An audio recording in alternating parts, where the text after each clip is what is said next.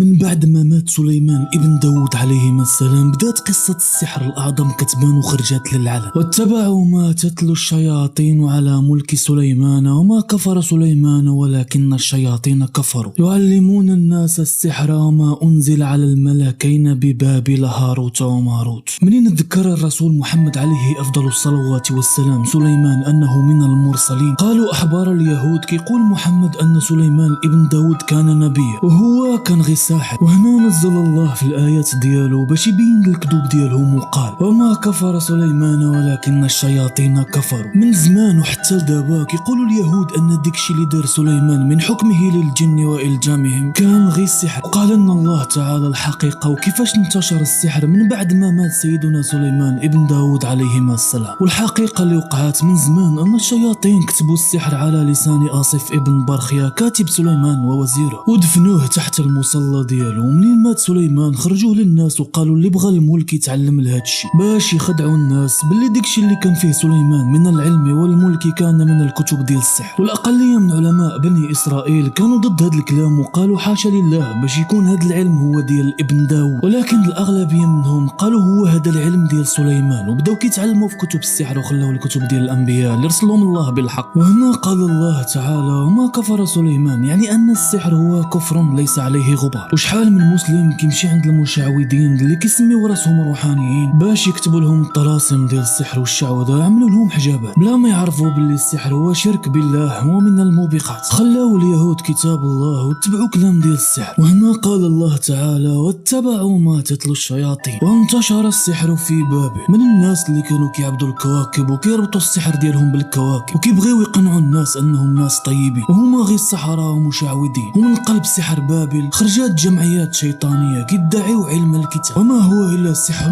وشعوذة. ومن اشهر هاد الفرق فرق الكابالا اليهودية اللي تفرعوا من بعد منها بزاف ديال الفرق بحال الصليب الوردي والمتنورين اللي ولدت من بعد الماسونية. وبين الله تعالى ان اليهود اللي اختاروا السحر على علم الكتاب تعلموا غير الباطل. السحر كيخرج من الرحمة ديال الله وكيفسد العقول والضرر فيه واضح، واللي كيتبع السحر عند الله في منزلة الكافر. وهذا الشيء خطير كيتساهلوا فيه المسلمين ديال هذا الوقت وكيمشيو عند الدجالين باش يكتبوا لهم طلاسم شيطانية لتحقيق المراد بلا ما يعرفوا او يدركوا بلي الحكم ديال اللي كيعمل هذا الشيء هو الشرك بالله والعياذ بالله. وعن ابي هريرة رضي الله عنه قال عن رسول الله صلى الله عليه وسلم قال من اتى كاهنا فصدقه بما يقول فقد كفر بما انزل على محمد. يعني بمجرد انك تسول شي واحد مسمي راسو روحاني او شي دجال وتصدقه فراك كفرتي كفر صريح بما انزل على محمد. واش كتسمع الهضره ديال الدجالين على البرج ديال كل صباح وتصدقهم وكتسمع شنو كيقولوا المنجمون وكتيقهم وهما غير خدم ديال ابليس اللعين. ودابا راك عرفتي باللي لا تيقتيهم فراك كفرتي بما انزل على محمد. وفي الختام العلم اللي عطى الله لسليمان عليه السلام كان من فضله عليه وعطاه الله علم الكتاب. وفي التالي هذا الفيديو قولوا لنا آراءكم وشاركوا هذه الحلقة مع من تحبون والسلام عليكم.